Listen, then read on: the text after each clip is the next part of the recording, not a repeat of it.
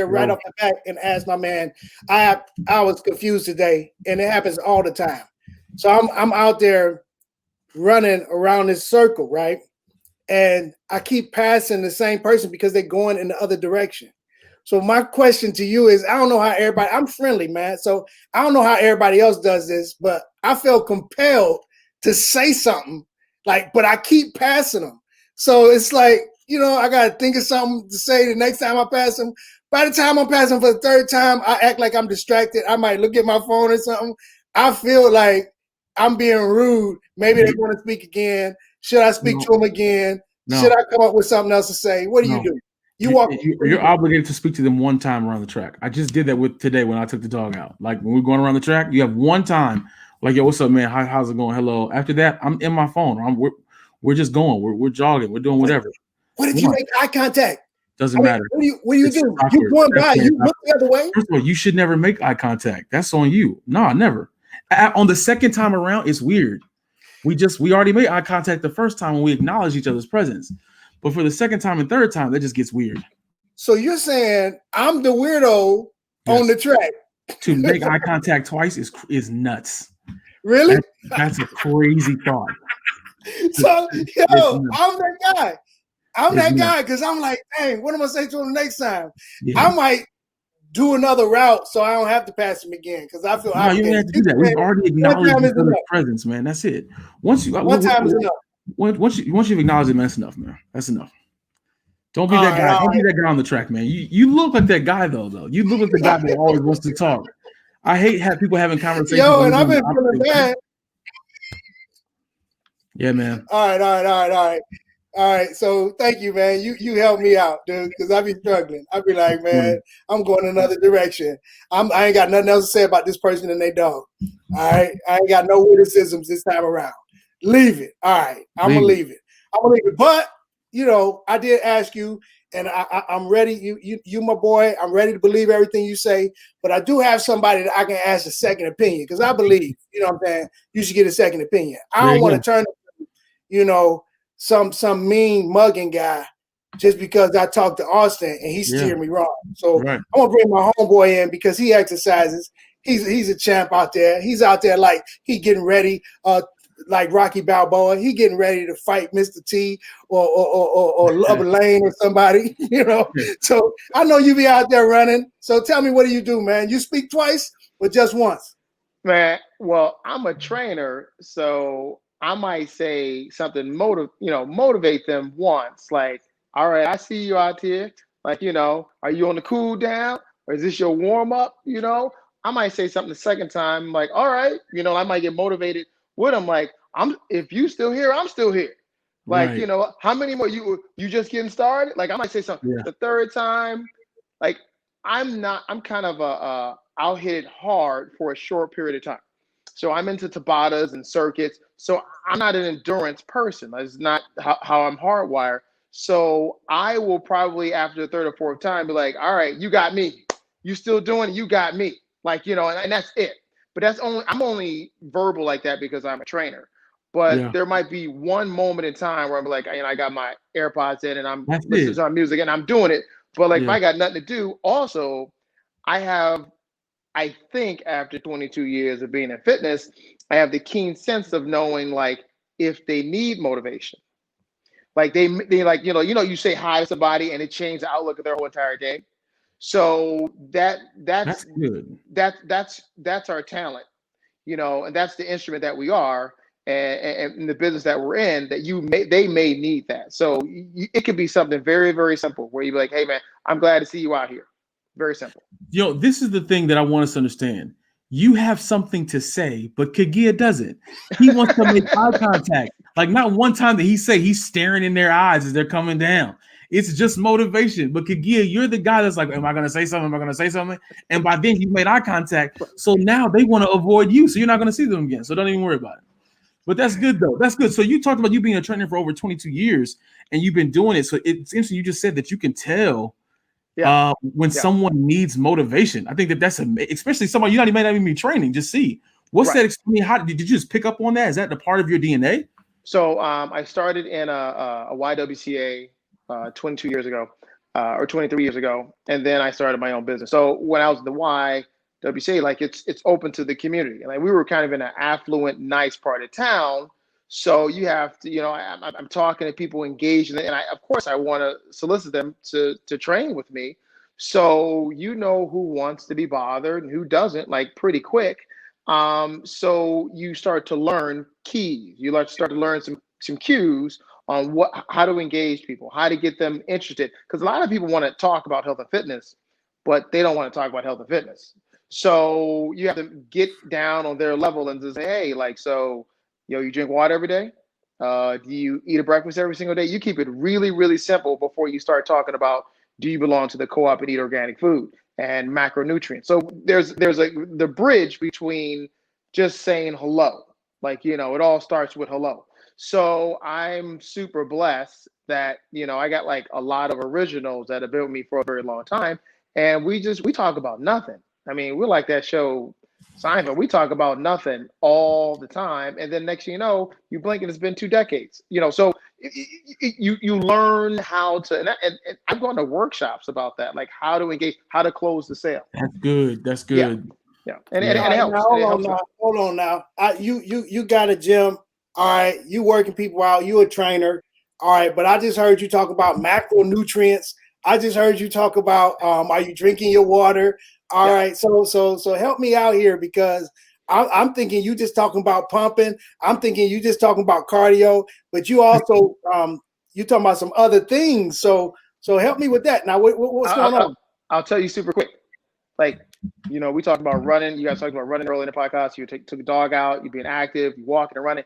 I said, well, I write programs for exercise components. So that I write your stretch program, I write your exercise program. Like, that's the easy part. Getting an assessment and writing a program to work out, that's easy. The hard part is hydration. The hard part is sleep. The hard part is diet. So if I can get you a 6-pack without ever having to go to the gym, but you don't want me hitting your hand when you're going to the fridge for the 13th time over the course of the day because you're working from home. Right. So, no one wants to live that life. And so I tell people, like, it's very simple. Either you have to cut the calories or your caloric expenditure has to go up. So either or. It's very, very simple. So activity is caloric expenditure. And the diet part is caloric deficit. So I'm not saying starve yourself. I'm a fan of fasting. We know the biblical stance of fasting and how great it is for the mental, physical, limbic, emotional body. But I need for people to understand that it's a pie. And so if it's a pie, and a good chunk of it is like probably diet, a good chunk is hydration, a good chunk is sleep. The smallest sliver of the pie is exercise. Which is crazy. Be like, so I have a client right now who's a nurse for 12 years, and she's lost like 30 pounds with me, and we only see each other once every 2 weeks. So she doesn't work out with me. I have clients that I see 3 times a week, and the scale hasn't budged. I don't, I tell people, and I'm not a dietitian, so I can't tell you what to eat, but I'll tell you what not to eat because it's a much shorter list. And it's very simple. So I keep it very basic for people. But when they understand that, you have a better, like, it's not all about how many squats and lunges I do. And I used to be a Neanderthal trainer myself. So I was all about working out harder and Tabatas and circuits and short rest, high intensity. But now I'm like, man, it'd be really nice to just walk in the park and, reset your mind, do some stretches, go take a nice hot bath, Let me tell you what upset me, Kofi. So I've been working out, killing it, juicing. I'm doing all this stuff. I'm working. All right. I ain't losing no weight. COVID happened. I started walking with my wife. Yeah. Like 6 miles. I ain't sweating at all. We just walking and talking. Yeah. I lose weight. I'm like, what? So all that swimming, that bike riding, that running, you know what I'm saying? All of that, I just walk for 2 hours and all of a sudden I'm losing weight. Because you're walking with somebody you love.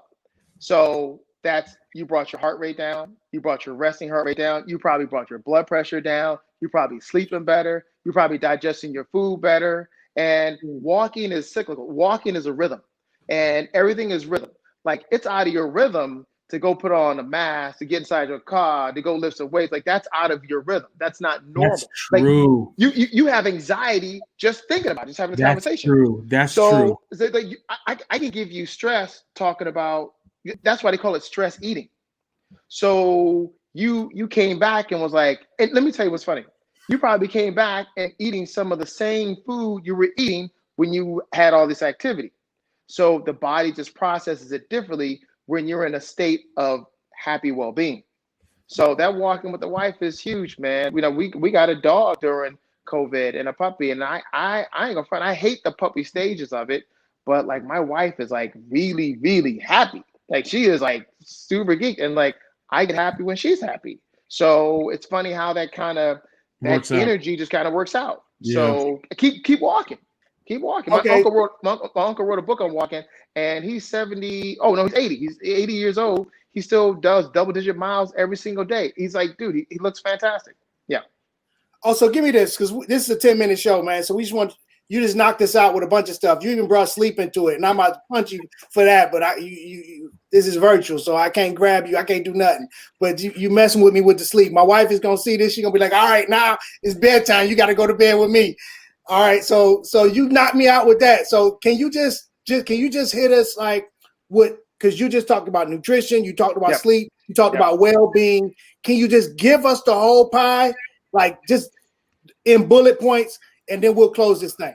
Okay, so super quick, drink half your body weight in water a day. So that means whatever you weigh. So if I weigh 200 pounds, I drink 100 ounces of water every single day. So if I drink a cup of tea or some soda pop, if it's 12 ounces soda pop, that's 112 ounces of water. So I got to compensate for that soda pop or soda that I drank. So make sure that you are compensating for everything that's not water. If it's not water, it's not hydrating you. I don't care if it's Gatorade, Powerade. If you look at the first, second, or third ingredient, it says That's sugar. crazy. It's not hydrated. So crazy. half your body weight in water, not that every single day. That's a pound a week right there. Number two, 8 hours. 7.5 might cut it. You need 7.5 to 8 hours. If it's wintertime. How about if I get 5.5 hours, then I get an hour nap?